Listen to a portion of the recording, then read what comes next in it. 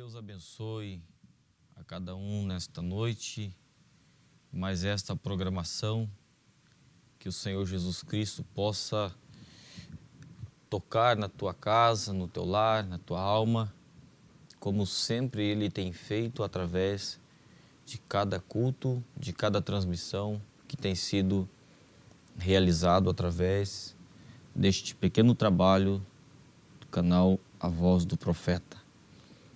Meus irmãos, nós vamos nesta noite falar sobre a revelação da palavra, como nós sempre temos tomado nas segundas-feiras, nas quartas-feiras, nos domingos, onde há um tabernáculo que tem pregado esta mensagem, esta abertura da palavra, esta vinda de Cristo, esta revelação tem sido trazida para o povo nestes dias, este maná da panela dourada. Nesta noite, então, nós vamos falar sobre um pequeno texto, escondidos sobre a fenda da rocha, a rocha da revelação. Então nós vamos tomar aqui, eu quero tomar uma leitura no livro de Êxodo, no capítulo 33. No capítulo 33, nós vamos tomar aqui a partir do versículo 18. Capítulo 33, no versículo 18. Então eu quero tomar aqui e eu creio que nós vamos ser abençoados nesta noite, né? Moisés roga a Deus que ele mostre a sua glória. Então ele disse: rogo-te que me mostre a tua glória. Porém ele disse: eu farei passar toda a minha bondade por diante de ti e apregoarei o nome do Senhor diante de ti e terei misericórdia de quem eu tiver misericórdia e me compadecerei de quem me compadecer. E disse: mas não poderás ver a minha face, porquanto homem nenhum verá a minha face e viverá. Disse mais o Senhor: eis aqui um lugar junto a mim, ali te porás sobre a penha, a fenda, e acontecerá que, quando a minha glória passar, te porei numa fenda da penha e te cobrirei com a minha mão, até que eu haja passado. E havendo eu tirado a minha mão, me verás pelas costas, mas a minha face não se verás. Então nós tomamos esta leitura para que nós possamos termos uma base sobre o assunto que será falado nesta noite. Profeta, na mensagem A Revelação de Jesus Cristo, veja que nós lemos aqui que Moisés, ele queria ver a face de Deus, ele queria ver a Deus, ele queria ver a sua presença. Ele havia visto a Deus de tantas maneiras, através de um pilar de fogo, numa sarça ardente, queimando. Ele tinha visto Deus, uma voz audível, falando com ele de várias outras maneiras. Mas ele queria ver a glória do Senhor. Ninguém pode ver a Deus senão por revelação. Nós sabemos disso. Então nós temos que olhar para Cristo neste dia, ver aonde Cristo neste dia tem estado escondido dentro da sua palavra, e nós só conseguimos encontrá-lo pela revelação da palavra. Quando Deus passou ali pela fenda daquela rocha E então Moisés viu e olhou e disse: parece com um homem, é as costas de um homem. Veja, então Deus, a palavra, neste dia, nós podemos encontrá-lo ele somente através da revelação dela mesma. Na mensagem A Revelação de Jesus Cristo, a partir da página 3, eu quero tomar aqui, o profeta nos fala bem assim: é um descobrimento. Veja, agora a palavra grega para revelação é apocalipse, que significa desvelar. Esse desvelar é perfeitamente descrito no exemplo de um escultor desvelando a sua obra de estatuária, expondo ao espectador. É um descobrimento, revelando o que estava previamente escondido. Ora, o descobrimento não é apenas a revelação da pessoa de Cristo, mas é a revelação de suas obras futuras nas 7 eras da igreja vindoura. Então, esse descobrimento não é somente a revelação da pessoa de Cristo, mas é o que ele teve fazendo nas 7 eras da igreja e como ele está trabalhando neste dia e como ele tem se manifestado neste dia e através de quem ele está se manifestando neste dia. Prosseguimos aqui. A importância da revelação pelo Espírito a um verdadeiro crente jamais pode ser superenfatizada. A revelação, veja, talvez alguém possa dizer para você, ou talvez você possa mesmo você dizer assim: eu não sei o porquê de só se falar sobre revelação, sobre mistérios, sobre selos, sobre taças, sobre trovões, sobre teofanias, sobre os segredos contidos nos trovões. Eu não sei por que só falar sobre estas coisas. Veja, talvez você não tenha se dado conta de o quanto isto é tão importante para você. Veja que uma criança, ela nasce e ela vai crescendo e ela tem o seu período que ela vai para a escola. E quando ela vai para a escola, ela começa a escrever ou a pintar ali, de repente o seu primeiro nome e algumas letras começam a surgir ali, e ela vai aprendendo, daqui um pouco ela já aprende a somar, ela já aprende a multiplicar, e ela já vai indo, ela vai fazendo, e ela vai subindo, ela está no 5º, está no 6º ano, ela já está no ensino médio, no ensino fundamental, ela está numa faculdade. Veja, mas para que ela quer estudar tanto? Qual é a necessidade dela aprender tanto? Porque ela quer ter um conhecimento para que aquilo possa dar um futuro para ela. Quem sabe ela quer ser uma médica, um doutor, um advogado. Quem sabe ela quer ser uma juíza, um juiz, alguma coisa. Ela quer se formar em alguma especialidade. Mas ela tem que estudar. E a palavra de Deus, Deus não enviaria a sua palavra para nós neste tempo se nós não tivéssemos a necessidade de entendermos estas coisas. Há um espírito que paira sobre o povo da mensagem, que diz: o povo de Deus é simples. O povo de Deus não entende estas coisas. Veja, mas um Deus simples, um Deus que é tão grande, se tornou tão simples carpinteiro, desceu neste dia, desceu na Palestina, e depois um Deus tão grande, que tomou um homem tão simples que não tinha a 4ª série ali, talvez, a 7ª série, que mal sabia falar e trouxe coisas tão profundas para nós. Porque havia um povo capaz de captar isso. Havia um povo simples, mas com uma mentalidade de Deus. Não é a nossa mentalidade que nos faz entender a palavra.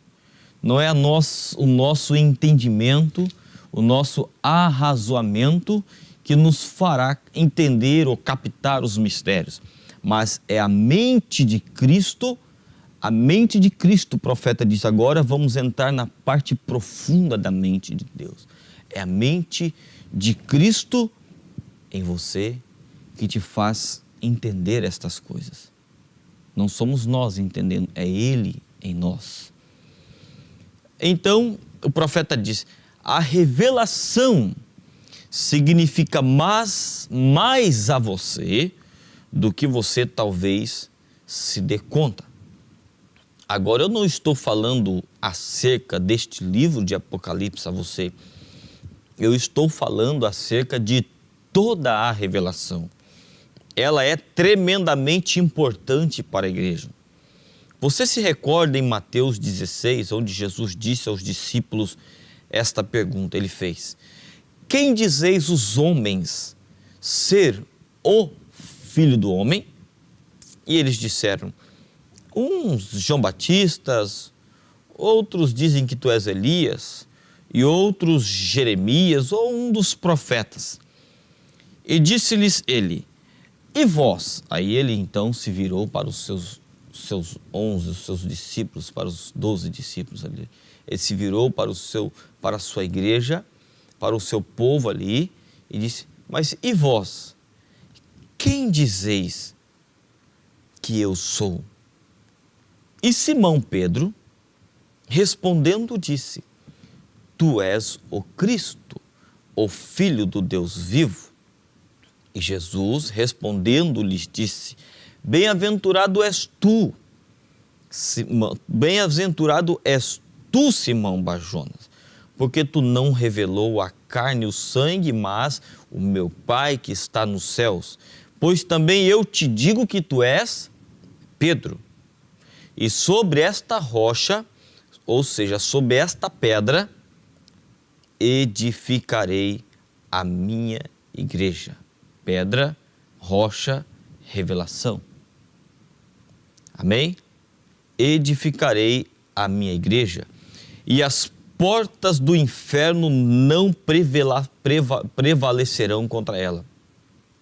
Os católicos romanos dizem que a igreja ela está edificada sobre Pedro. Ora, isto é realmente carnal. Como poderia Deus edificar a igreja sobre um homem tão instável que negou a Jesus e praguejou enquanto fazia? Deus não pode edificar a sua igreja sobre qualquer homem nascido em pecado. E não é como os protestantes dizem, que a igreja está edificada sobre Jesus. Foi a revelação. Leia da maneira como está escrito, não tu revelou a carne e o sangue, mas, abre aspas, meu Pai, mas meu Pai tu revelou. E sobre esta pedra, agora que abre parênteses, qual pedra? Revelação, fecha parênteses, edificarei a minha igreja. A igreja está edificada sobre a revelação, sobre o assim diz o Senhor. Veja, então nós temos aqui esta citação para nós iniciarmos o nosso assunto e nós vamos discorrer dentro de algumas citações do profeta.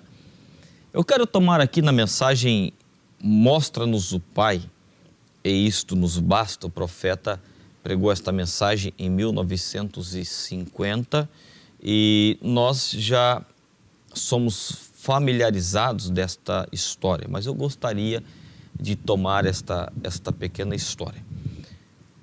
Então, eu observei com atenção, quando eles fizeram aquilo depois, as pequenas águias.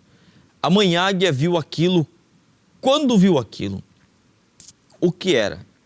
Ela voltou a mergulhar de novo no topo das montanhas, pousada nas rochas. Começou a olhar para baixo, observando aquelas pequenas águias. E comecei a pensar, não é isto semelhante a uma pequena garotinha está doente? Um dos anciãos, por favor, corra e ore com a garotinha. Ela caiu na cadeira, então. O profeta está falando sobre alguém que estava doente. Observe com atenção agora. Mas a velha mãe águia ali, ela começa a observar, e eu pensei, quão glorioso é que Jesus veio, nos tirando das coisas do mundo, nos colocou nesta gloriosa liberdade aqui fora. Aquelas pequenas águias, correndo, despreocupadas, comendo grama e assim por diante, exatamente como naquelas antiquadas reuniões do Espírito Santo, quando os santos de Deus saíam das coisas do mundo, desciam no tanque verde das bênçãos de Deus despreocupados. Nosso Salvador subiu as muralhas da glória. Seu olho está no pardal. Eu sei que Ele me observa. Ele conhece tudo. O tempo todo Ele sabe o que há de errado com você. Lá estava ela observando. E eu a observara. E apeguei através dos meus binóculos, e eu a vi virar a cabeça grande de um lado e olhar, e eu pensei, qual é o problema? Ela está se preparando. Ela vigia aquelas pequenas águias. Ali está Deus em sua criação novamente. Deus em seu universo. Pensei, o que aconteceria se se um coiote corresse em direção àquelas pequenas águias? O que aconteceria? O profeta pensando. Ora, esta velha mãe estaria lá atrás deles em um momento. O profeta nos dizendo que se um pequeno coiote ousasse pegar uma daquelas águiazinhas, aquela mãe, ela desceria e correria atrás deles, pegaria ele em um momento, né? Depois de um tempo, eu a vi levantar a cabeça e ela olhou para cima e ela produziu uma rajada. De repente, ela disparou daquela montanha para o vale. E quando ela desceu, ela lançou aquelas grandes asas majestosas e soltou um grito. Quando ela o fez, cada uma daquelas pequenas águias parou de comer. Correu o mais rápido possível para a mãe, agarrou com o bico, segurou nas asas assim com o bico e colocou os pezinhos em suas asas, e eu me observava, qual era o problema? Uma águia, ela tem uma visão de longo alcance. E o profeta observando aquela águia e pensava, qual é o problema? Ele não tinha ainda visto nada de anormal acontecendo. E eu ainda não conseguia ver, mas do outro lado da montanha vinha um furacão que ela podia cheirar no ar e sabia que estava chegando. Ela estava vigiando a sua ninhada. E então, antes que ela pudesse decolar, a tempestade já estava varrendo o vale. E quando fez, atravessou a tempestade soprando a 100 km por hora. Aquelas pequenas águias segurando nas asas daquela mãe. E direto para a fenda das rochas, ela se foi. E pensei, ó Deus, uma destas horas virá um grito do céu. A trombeta de Deus soará, e todo cristão voará para as asas da velha e áspera cruz, atravessando as tempestades da vida para a fenda da rocha, Cristo Jesus. Oh, que coisa! Deus em sua natureza. Observe-o em seu universo. Em um momento como ele pode nos levar, não importa quão difícil sejam as provações, apenas segure em suas asas e ele te levará embora. Observe Deus em seus pássaros e como ele se importa com isso. Observe a Deus no pôr do sol.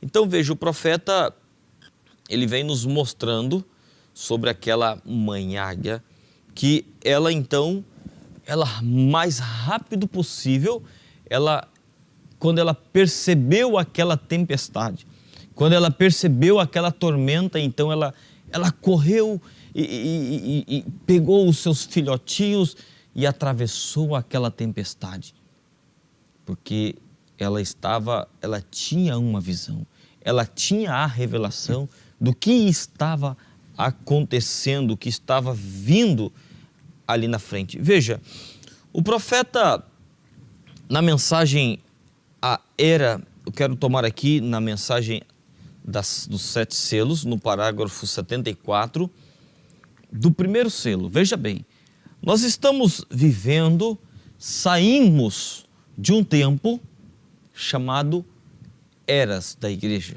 Nós saímos de um tempo chamado era laodiceana. E Deus veio e nos tirou desta era. Deus nos tirou desta tormenta, desta tempestade, desse mundo que está caindo aos pedaços aí fora. Esta era pentecostal. O profeta, na mensagem, o primeiro selo, no parágrafo 74, diz o profeta assim: e ao final da era pentecostal, devemos receber, de acordo com a palavra, à medida que Deus me ajudar esta noite a lhes mostrar por aqui que havemos de ver, receber um mensageiro que tomará todos estes pontos que omitiram lá e revelará o segredo completo de Deus para o arrebatamento da igreja. Então virá 7 trovões misteriosos que nem chegaram a ser escritos. Isso mesmo, eu creio que através destes 7 trovões serão revelados nos últimos dias para ajuntar a noiva, para a fé de arrebatamento. Veja, o profeta, nós sabemos que o irmão Branham nos fala que a fé para o rapto está nas mensagens. A fé para o rapto está nas mensagens. Não você pegar simplesmente as mensagens do profeta e não ter mais um pastor e criar uma doutrina para si, e que vamos somente reunir e ouvir as fitas e ficar com as mensagens. Não é isto. O profeta nos diz que a fé para o rapto está nas mensagens e que Deus pegaria homens que tomariam isto e dariam sentido a isto. Homens que tomariam esta palavra, esta mensagem, coisas que estariam escondidas, coisas que estariam desconectadas. Então vem um profeta e abre os selos para nós, Deus através de um profeta, abre os 7 selos para nós e revela todo o segredo da palavra nestes dias, como diz o profeta, conectando os cabos soltos à coisa toda, ajuntando toda a coisa. Veja, para juntar a noiva para a fé de arrebatamento, porque com o que temos no momento, nós não conseguiríamos fazê-lo.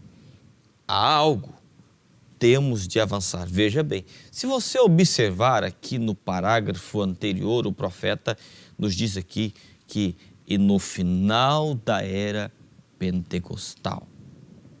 E no parágrafo 75, quase no meio do parágrafo, o profeta diz, com o que temos agora, nós temos que avançar. Há algo, temos que avançar. Veja, e o profeta diz, temos de ter fé suficiente para ser mudados no momento e ser tirados desta terra. E vamos achar isto dentro em pouco, querendo o Senhor, achar onde isto está escrito. O que tínhamos em uma era pentecostal, senão movimentos de curas, de milagres, movimentos pentecostais, onde se todo culto teria que ter uma revelação, oração por cura divina e fileiras de pessoas, então colocando, como nós ouvimos, colocando o carro na frente dos bois. O carro-chefe é esta palavra. Eu ouvi com esses próprios ouvidos aqui alguém chegar e dizer para mim assim: vocês não creem em cura divina. Nós não cremos em cura divina. Por quê? Porque nós não damos ênfase à cura divina? Porque nós não damos ênfase em cultos de campanhas e discernimentos e movimentos pentecostais? Nós cremos tanto em cura divina, porque que acompanhando os nossos cultos, cada culto, você vê pessoas dando agradecimento que foram curadas através das orações feitas, através dos pedidos que foram colocados aqui, através da oração que o nosso pastor ora e unge com óleo, que um obreiro ora. Mas nós cremos que o fator principal, que o teor da palavra é Cristo, que o principal da história é Cristo Jesus, manifestado, revelado e vindicado nesses dias. Nós tomamos aqui na mensagem As Eras da Igreja, na página 295, o profeta nos falando sobre este assunto. Veja, o irmão Branda nos diz aqui: agora, este mensageiro de Malaquias 4 e Apocalipse 10 fará duas coisas. Primeiro, segundo Malaquias 4, ele converterá o coração dos filhos aos pais. Segundo, ele revelará os mistérios dos 7 trovões, em Apocalipse 10. Primeiro, ele converterá o coração dos filhos aos pais. Então, ele veio fazendo isso como? Restaurando o batismo em nome do Senhor Jesus Cristo, a Santa Ceia, com lava-pés, com pão asmo, com vinho, os rudimentos. Mas o irmão Branda nos mostra que nós não podemos ficar somente com uma parte da revelação. Nós vemos aqui que ele fará duas coisas. Primeiro, segundo Malaquias, ele converterá o coração dos filhos aos pais. Segundo, ele revelará os mistérios dos 7 trovões em Apocalipse 10, os quais são as revelações contidas nos 7 selos.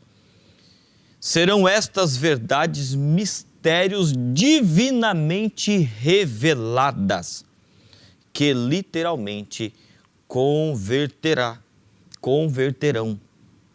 os corações dos filhos aos pais do Pentecostes, exatamente assim diz o profeta. Creio que aqui na mensagem A Era de Laodiceia ainda, deixa eu olhar aqui, eu separei, o irmão Branda nos fala também sobre, ou na Era de Sardes, mas eu tenho aqui anotado. E o profeta nos fala sobre este assunto. O profeta nos fala aqui, bom, na Era de Sardes, o profeta nos fala aqui na mensagem A Era de Sardes. Veja, outra ilustração que podemos tirar é a história de Israel, deixando o Egito para a terra de Canaã. O propósito de Deus nesta era, eu vou direto ao assunto aqui. No meio do parágrafo, o profeta nos diz assim, ó: você não pode prosseguir somente com uma parte da palavra.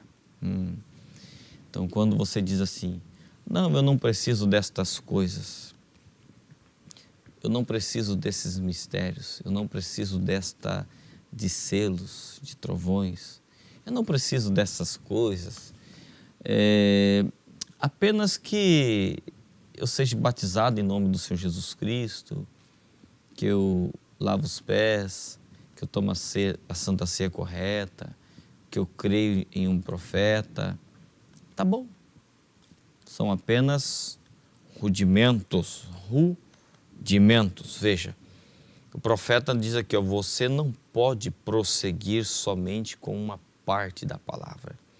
Você tem que tomar toda a palavra. Outra ilustração que podemos tirar é a história de Israel deixando o Egito para a terra de Canaã. O propósito de Deus nesta era foi levar Israel de fora para dentro, com a finalidade de que pudessem servi-lo. Assim, quando eles deixaram o Egito, todos eles saíram sob o sangue do Cordeiro sacrificado. Todos eles passaram pelas águas do batismo no Mar Vermelho. Todos eles desfrutaram dos grandes milagres. Todos comeram maná. Todos beberam da rocha. E até onde as bênçãos externas e manifestações dizem a respeito a eles, todos participaram em uma maneira semelhante e igual.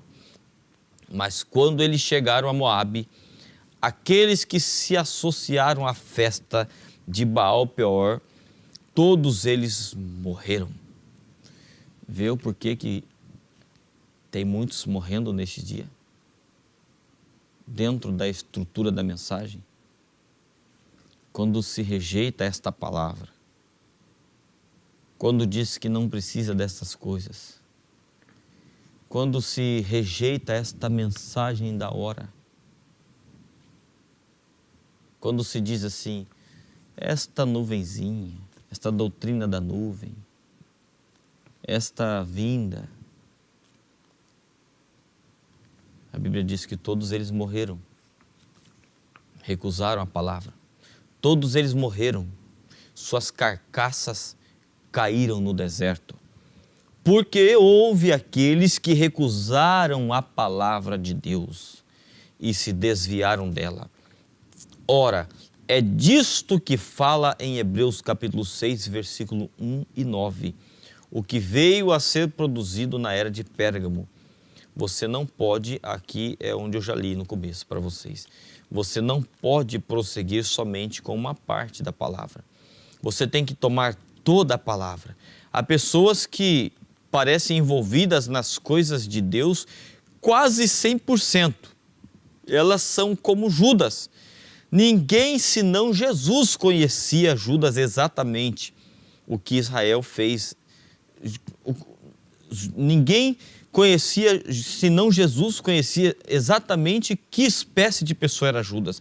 Assim chegou o dia quando Judas fez exatamente o que Israel fez em Baal-peor.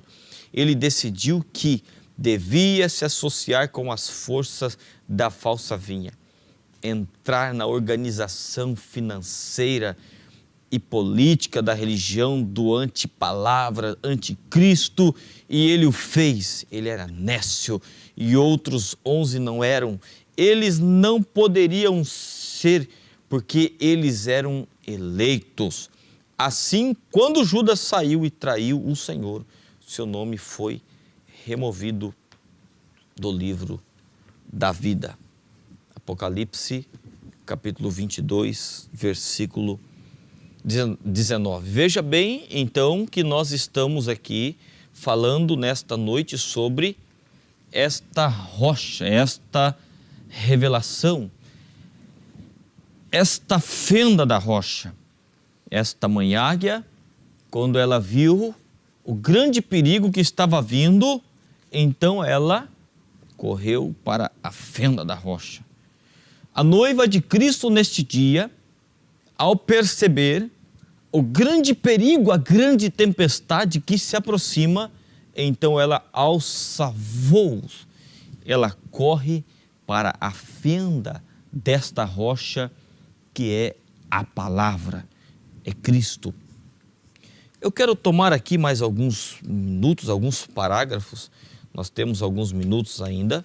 O profeta aqui na mensagem Coríntios, o livro de correção, o profeta nos diz aqui, eu creio que eu vou tomar a partir do parágrafo 54 para nós já irmos direto ao assunto. O profeta nos diz assim, falando sobre Israel, veja, nós sabemos que nós somos o Israel espiritual, nós tipificamos, somos Israel espiritual neste dia. O profeta então nos diz aqui, agora, eles foram todos batizados em Moisés, eles todos comeram da mesma comunhão, eles todos tiveram o mesmo maná espiritual que veio de Deus.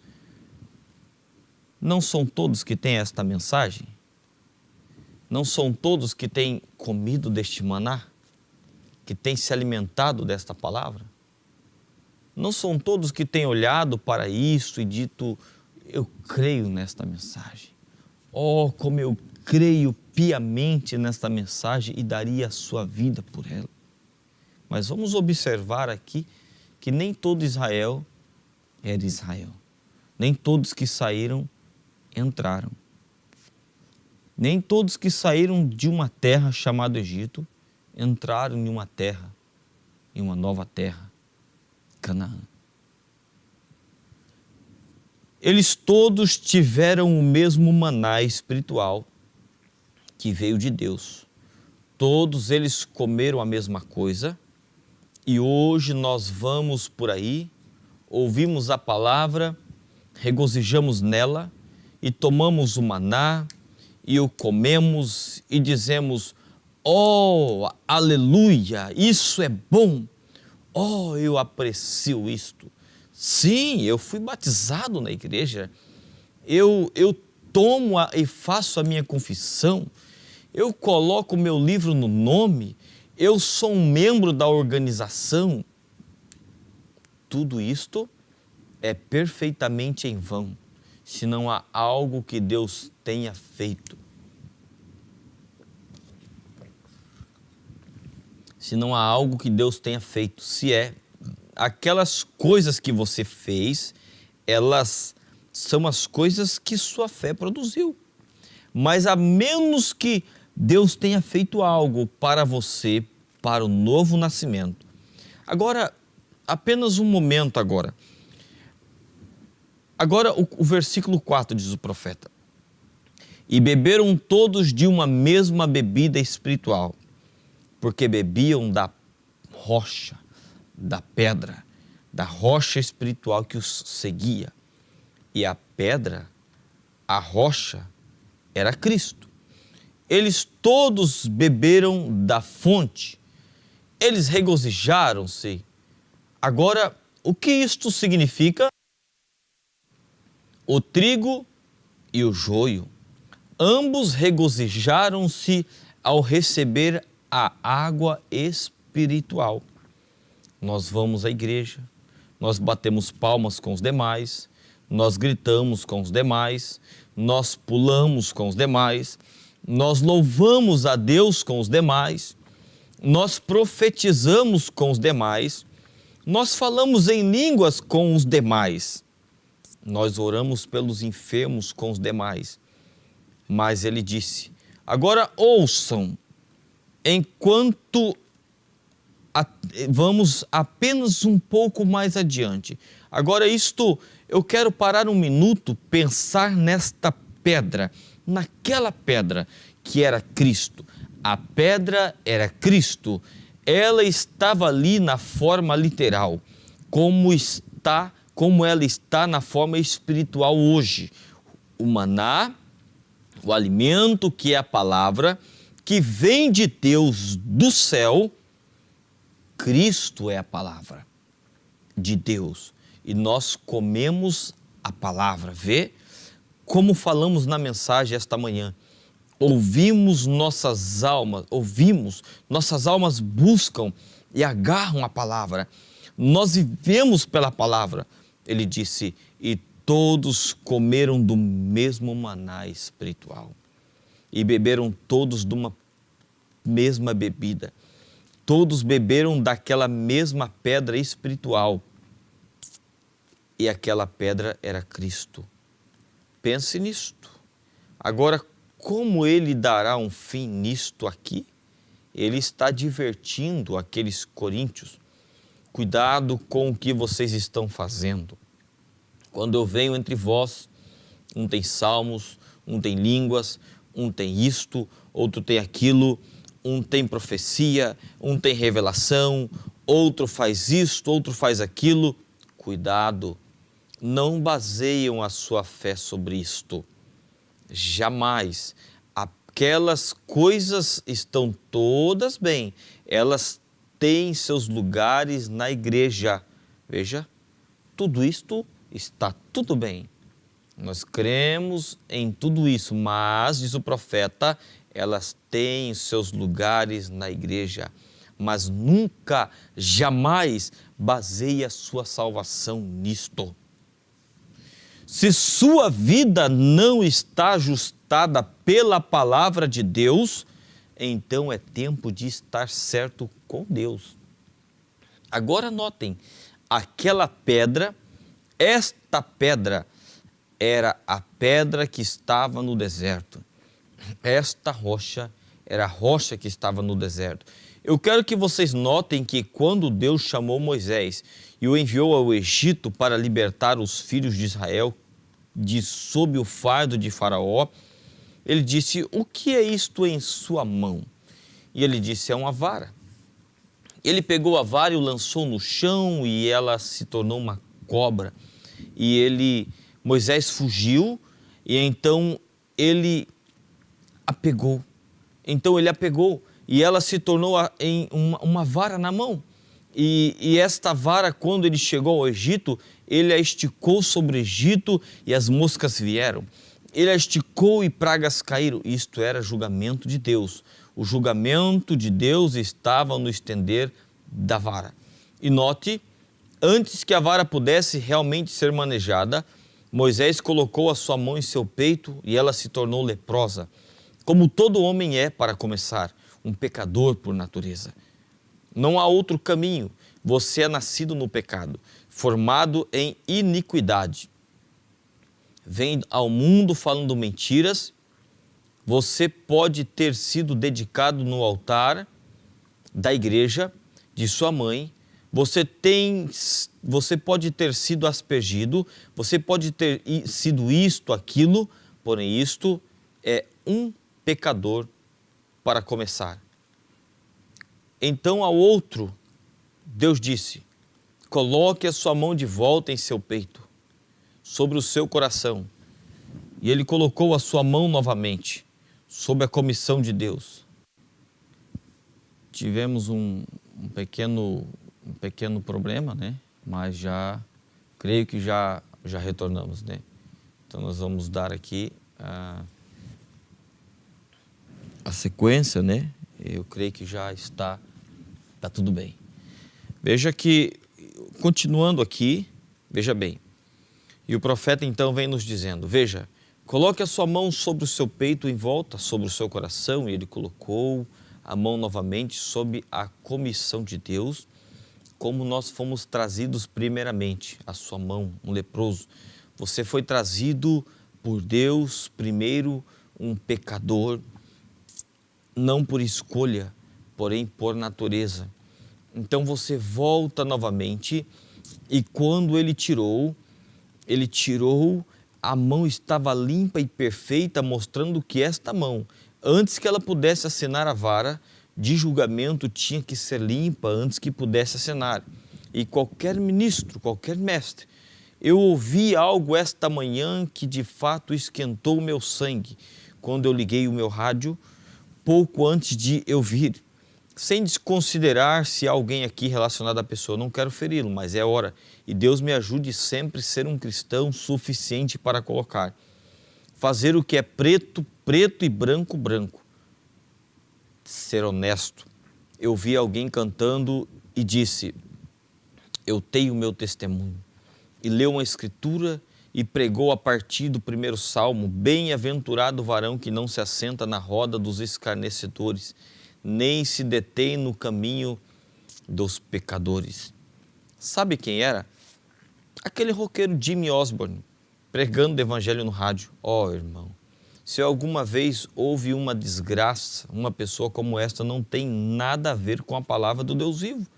E você pega este companheiro de dança de salão Renfrew Valley, a noite toda em festança, batendo palmas, dançando, e na manhã seguinte muda sua voz e fala como um cristão. Ora, isto é vulgar, isto é sujo à vista de Deus. A mão que acena esta vara de julgamento deve ser limpa pelo poder e ressurreição de Cristo. Ele não tem nada a ver com o manejar da palavra. Até mesmo muitos pregadores tentando justificar este Elvis Presley, que não é nada senão um Judas Iscariotes moderno. Judas Iscariotes ganhou 30 moedas de prata, Elvis ganhou $1 milhão e uma frota de Cadillac, mas ele se vendeu. Ele era um crente pentecostal, vendeu sua primogenitura para se tornar um roqueiro e é inspirado pelo diabo. E eu não aliso estas coisas, não, Senhor. Nós não podemos misturar o mundo com a palavra. E de repente, olha, um camarada, como diz o profeta, aqui, um homem com a vida toda suja, uma vida podre lá fora, imunda, envolvida em pecado, uma vida tal, e diz que vamos cantar para Jesus. Um hino, uma coisa ou outra, e de repente você está ali babando, ouvindo aquelas coisas, e ele está cantando um hino, ele está... O diabo, ele conhece as escrituras mais do que qualquer um. Ele cita, ele crê que chega e estremece. Como um Elvis Presley, como esse Jimmy Osborne. Então, no deserto, é um tipo formoso, eu devo encerrar esse tipo. Quando havia uma pedra, e esta pedra, esta rocha era Cristo, e o povo estava perecendo por falta de água, e eles mereciam isto, eles mereciam morrer porque tinham murmurado. Eles mereciam, eles tinham reclamado. Eles não eram crentes no princípio. Eles não eram nada senão crentes intelectuais. Eles não tinham feito. O sobrenatural tinha sido feito e uma mista multidão saiu. Eles não foram convertidos em seus corações.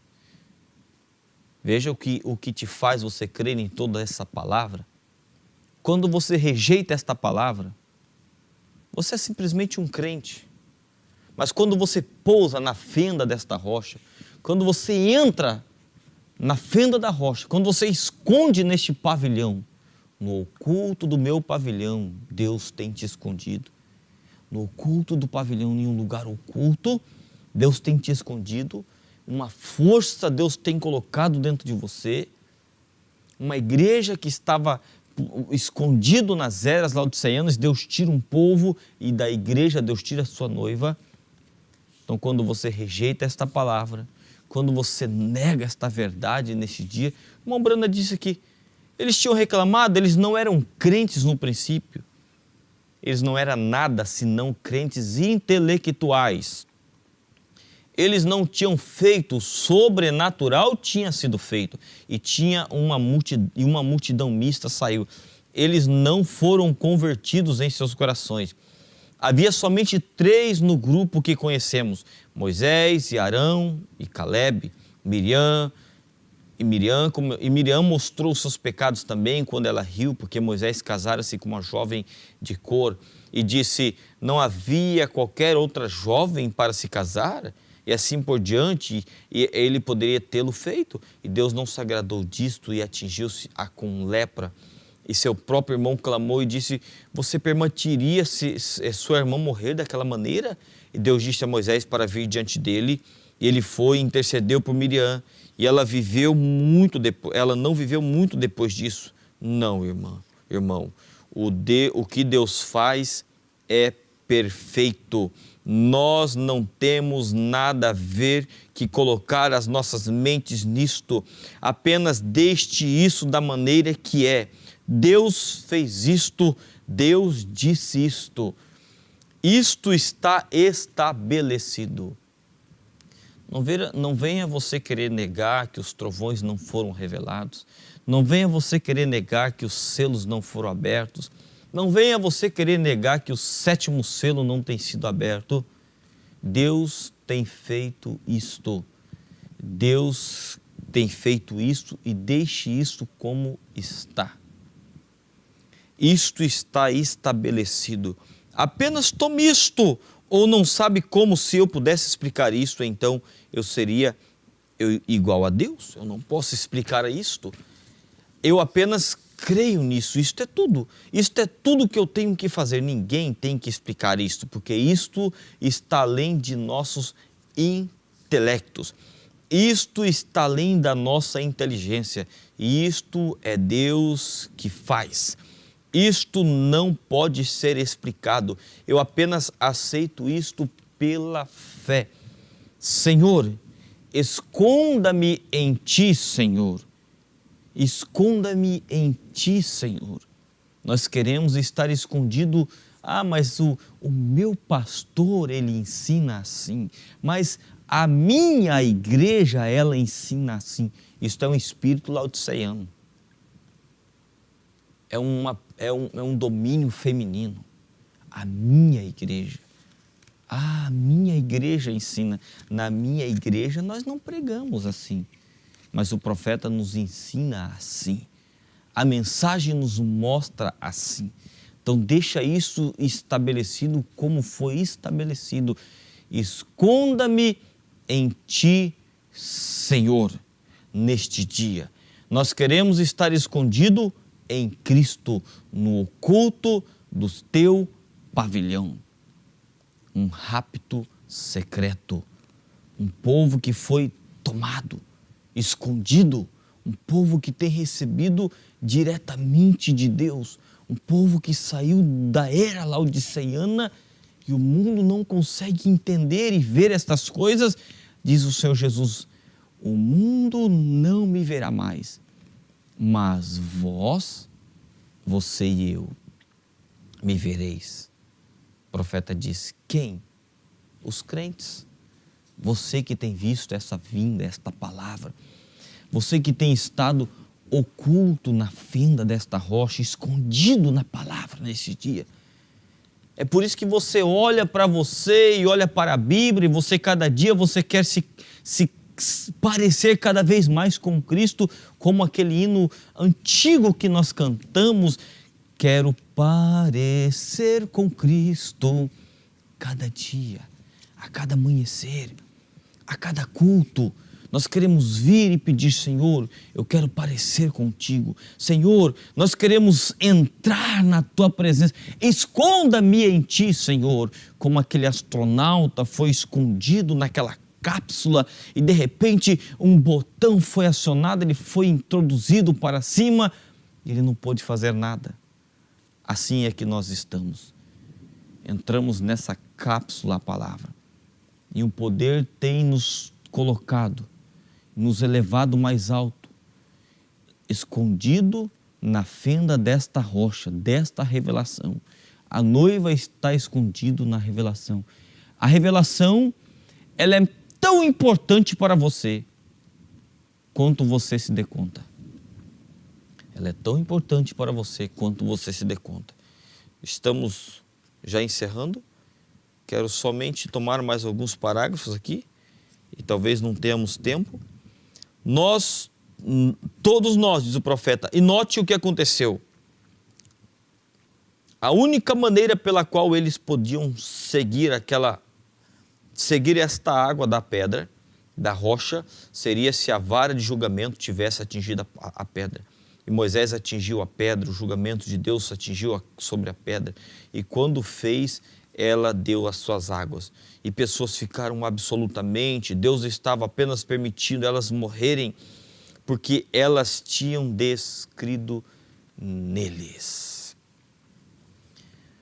Não fique você escandalizado, irmão, irmã, porque neste tempo coisas horríveis têm acontecido. Porque nesses dias coisas estão acontecendo e um cai de um lado e outro se arrebenta de outro, e pessoas morrendo, e ministérios inteiros morrendo, e grandes homens com grandes reputações que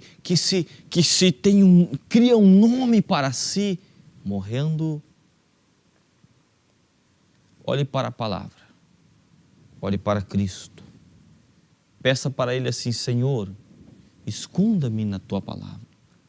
Esconda-me, Senhor, nesta rocha da revelação. Deus os abençoe em nome do Senhor Jesus Cristo.